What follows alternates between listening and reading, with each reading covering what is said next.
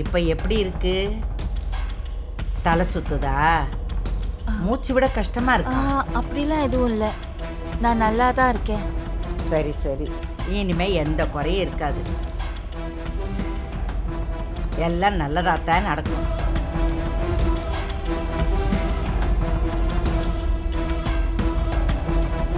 கல்யாண வேலையெல்லாம் எப்படிம்மா போகுது? நல்லபடியா போயிட்டு இருக்குமா. இன்னும் 2 நாள் தான் இருக்கு. தேனு, எப்போ டிஸ்சார்ஜ் பண்ண போறாங்க? இன்னைக்கே டிஸ்சார்ஜ் பண்ணிடலான்னு டாக்டர் சொல்லியிருக்காங்க. சரி, நல்லதுதான். கல்யாண வேலையெல்லாம் பார்க்கணும்ல. அது சரி சுமதி, இப்பத்தான் உனக்கு வீடே இல்லையே.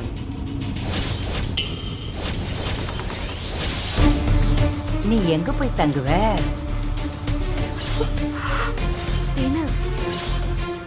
என்னது? என்ன சொல்றாங்க? வீடு இல்லையா? மா, என்ன தேனு, நீ எதுவும் அம்மா கிட்ட சொல்லலையா? இல்லக்கா, டாக்டர் அம்மா எமோஷன் ஆக கூடாதுன்னு சொல்லிருக்காங்க. என்ன ஆச்சு? வீடு இல்லையா? ஒன்றும் இல்லைம்மா, அப்புறமா பேசிக்கலாம். என்ன ஆச்சு அத சொல்லு. ஏன் வீடு இல்லைன்னு சொல்றாங்க? ஹவுஸ் ஓனர் அக்கா வீட்டை காலி பண்ண சொல்லிட்டாங்கம்மா.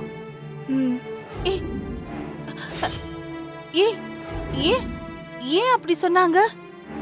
மா, அது அவங்க பொண்ணு கல்யாணத்துக்கு வீட்டை வித்துட்டாகலாம். அதான் மீனாட்சியையும் வெளியில அனுப்பிட்டாங்க. ஐயோ மீனாட்சி, என்னம்மா இது? இப்ப நீ எங்க தங்கி இருக்க? ஹாஸ்டல்ல தாம்மா இருக்கேன். மீனாட்சி, நான் உன்னை இப்படி தனியா விட்டுட்டு ஹாஸ்பிட்டல்ல வந்து கிடந்தேனே, நீ ரொம்ப கஷ்டப்பட்டிருக்க. எல்லாம் என்னால தானே மீனாட்சி, எல்லாம் என்னாலதான். எங்க வீட்டுக்கு வான்னு சொன்னோம், ஆனா கல்யாணத்துக்கு முன்னாடி வரமாட்டேன்னு மீனாட்சி உறுதியா சொல்லிட்டா. ஏம்மா? எனக்கு அது சரியா இருக்காதுன்னு தோணுச்சுமா. சரி, இப்ப டிஸ்சார்ஜ் பண்ணது 2 பேரும் எங்க போவிய? அதான் எங்க வீட்டுக்கு வாங்கன்னு சொல்றோம். ஆமா ஆண்டி, நீங்க நம்ம வீட்டுக்கு வாங்க. எப்படியும் மேரேஜ் முடிஞ்சு மீனாட்சி அங்கதானே இருக்க போறா. நீங்களும் எங்க கூடவே வந்து இருக்கலாம். அது எப்படிம்மா? அதெல்லாம் சரியா வராது.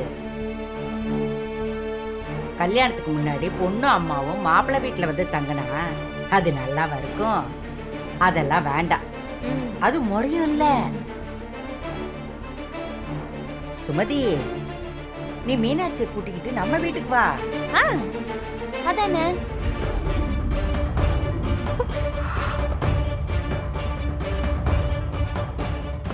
பாட்டி, நிஜமாவா?